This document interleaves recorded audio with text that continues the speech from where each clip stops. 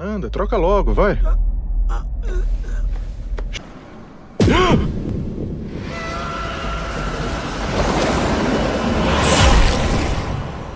Você vai tomar a minha alma, é? Ponha-se no seu lugar, seu insolente. Essa semana saiu o capítulo 236 de Jujutsu Kaisen e, meu Deus do céu, o que foi isso? Satoru Gojo, o feiticeiro mais forte da Era Moderna, considerado intocável e invencível por muitos, morreu. E isso decreta o fim da luta entre os mais fortes da obra, e Hyomi Sukuna é realmente o feiticeiro mais forte de todas as eras. Mas como caralho isso aconteceu, sendo que o Sukuna tinha tomado um vazio roxo no capítulo anterior e ele e o Mahoraga estavam todos ferrados? Minto, o Mahoraga não tava tão ferrado assim não, ele era morto mesmo. E o Sukuna tava todo ferrado. Como que isso aconteceu? E hoje eu vou tentar passar um pouquinho da minha interpretação sobre esse capítulo para mostrar como que o Sukuna conseguiu cortar, passar pelo Mugen de Satoru Gojo e partir ele ao meio. Mas antes disso, eu vou fazer um pequeno resuminho do capítulo, ressaltando as partes mais importantes para poder dar a minha interpretação com mais propriedade, né? Você já sabe o que aconteceu no capítulo todo, os timestamps estão aí embaixo, você só pula pra minha interpretação se você quiser. Ou sai do vídeo, né, seu bosta.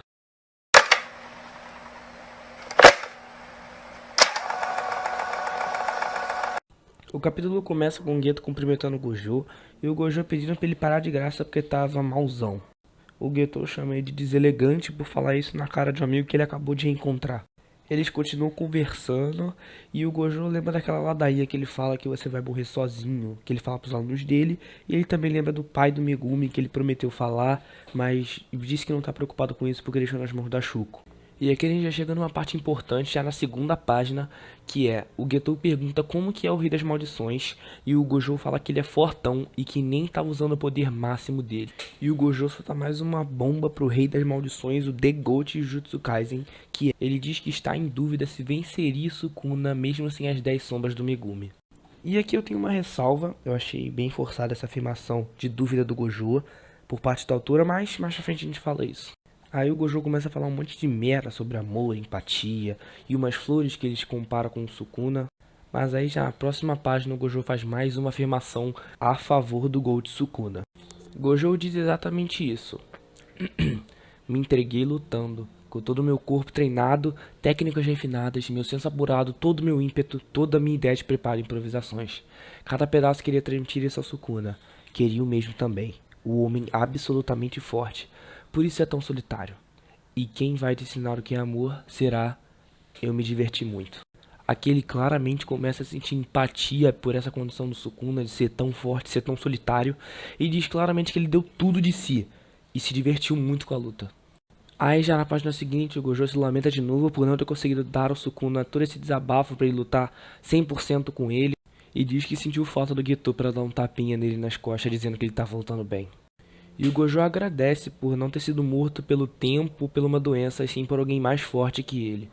Aí aparece o Nanami e o Haibara no banco de trás escutando a conversa do Gojo, chamando ele de Senhor Feudal, e o Gojo mexendo no cabelo do Nanami, irritando ele. Aí o Nanami manda real pro Gojo, falando que ele não usava as técnicas dele para proteger alguém 100%, ele usava para satisfazer a si mesmo. O Haibara concorda com essa informação, e depois de um pouquinho de papinho, o Nanami diz que simpatiza com a morte do Gojo, e o Gojo vai lá e pergunta como foi a morte do Nanami. O Haibara diz que se intrometeu no final do Nanami. Ele disse que a Mei há algum tempo tinha dado recomendações de lugares para ele se mudar porque ele tinha pedido.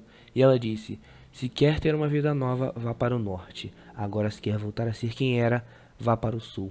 Então Nanami disse que escolheu o sul sem hesitar, e que viveu olhando para trás, e no final ele decide apostar no futuro.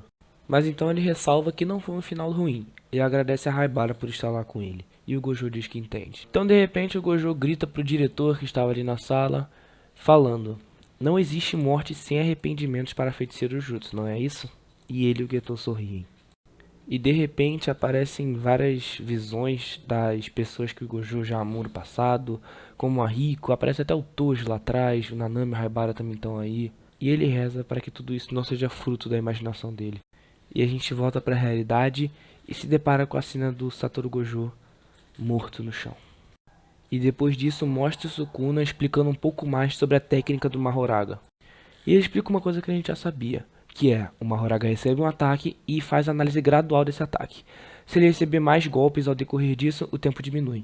Mas aí ele explica que a técnica do Mahoraga, quando ele adapta uma outra técnica, ela não para de adaptar. E o que o Sukuna na verdade buscava era um exemplo de como ele poderia quebrar a intangibilidade do Gojo, um exemplo que o Mahoraga poderia dar com a adaptação gradual dele. E mostra o Itadori totalmente em choque com a morte do Gojo. O Sukuna explica que na primeira adaptação do Mahoraga à intangibilidade do Gojo, ele estava modificando a própria energia amaldiçoada para desativar o Mugen. E o Sukuna admite que isso é algo que ele não poderia replicar. Então ele espera pela segunda adaptação do Mahoraga, que é basicamente um corte. Mas ele ressalva que não são como os cortes que ele faz, não são cortes lançados, pois era uma ampliação do alvo da técnica Jujutsu. Então ele continua explicando, graças a Deus, porque eu não tinha entendido até aí, estava muito difícil de entender, pelo amor de Jesus. Ele explica que em vez de Satoru Gojo ser o alvo, estendeu o alvo até o próprio espaço, a existência e o mundo em si, e o cortou. Ou seja, independentemente de ser intangível ou não, enquanto você existir naquele espaço, no mundo, aquele espaço e o mundo estarão divididos pela sua existência. Ele diz que é uma técnica realmente complexa e que de fato foi um bom exemplo, com o corpo de Satoru Gojo partido ao meio, apenas sua parte de baixo em pé e a outra parte caída no chão. Então Sukuna elogia o Gojo e reconhece ele como feiticeiro muito forte e diz: esplêndido Satoru Gojo, e promete que enquanto ele viver, ele jamais vai esquecer Satoru Gojo. Enquanto isso, o Gojo no chão dá seus últimos suspiros de força para dar um sorriso. Então, quebrando totalmente o clima, todo poucas ideias, chega o Deus do Trovão. Ele mesmo, Hajime Kashimo. E assim encerramos esse capítulo, esse vazamento de capítulo, né? Quando sair oficial, não sei se vai ter mais página, mas o vazamento foi esse, eu acho que tá bem completinho o vazamento. E agora, né, vamos para minha análise, né, desse capítulo. Tentar explicar, né, tentar resumir o que é a técnica que o Sukuna aprendeu com o Mahoraga. E uma coisa que eu vi a galera falando é que, tipo, foi o Mahoraga que deu corte, umas pessoas pensando que foi o Mahoraga.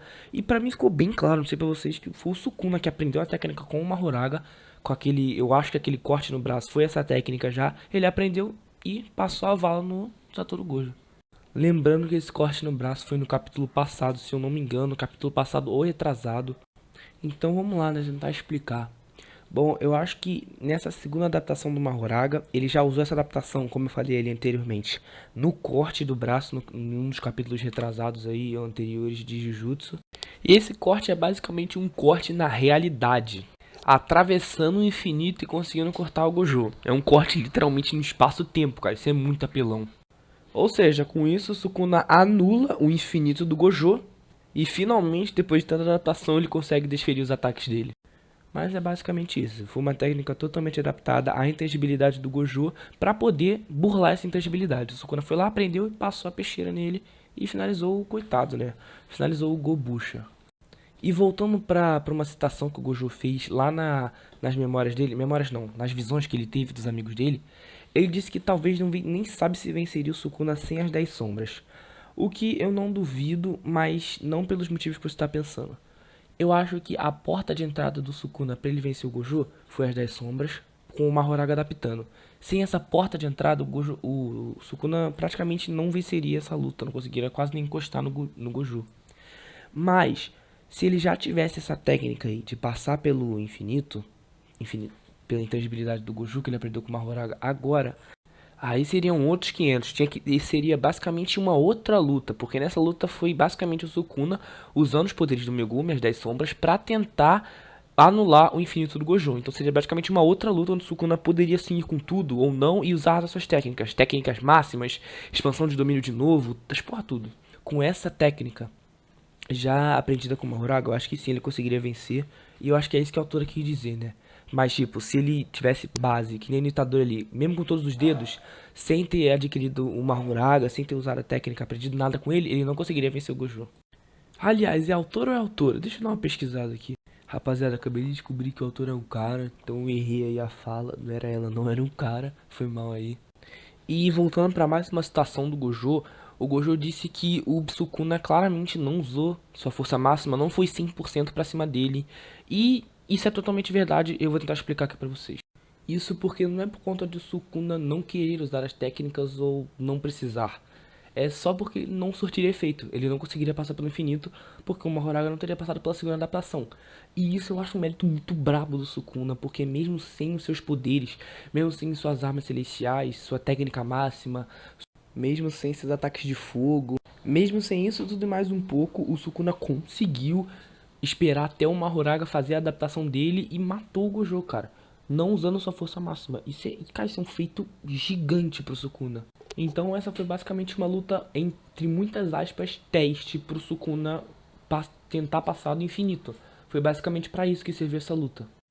Mas enfim, eu acho que agora a gente vai ter a luta, né, do Deus do Trovão contra ele. Até esqueci o nome desse bucho aí, o Hajime Kashino.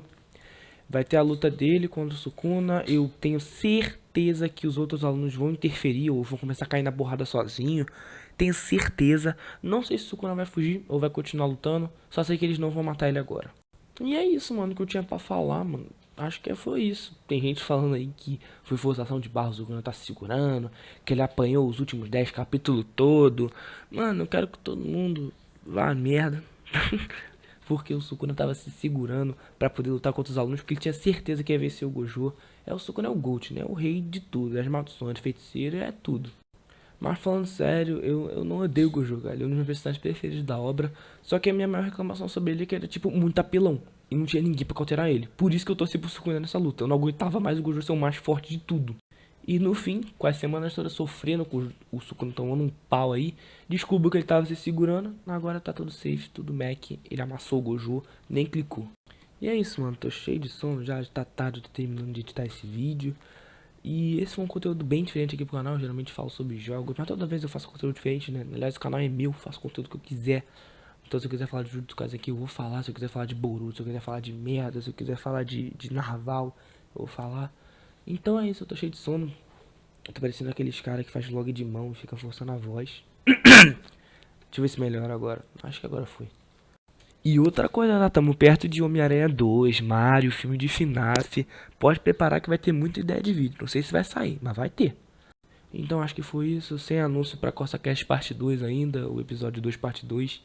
Eu tô pensando em editar ainda. É isso, valeu, falou e foi. Tchau. Espero que vocês tenham gostado do vídeo. Deu trabalho pra caramba.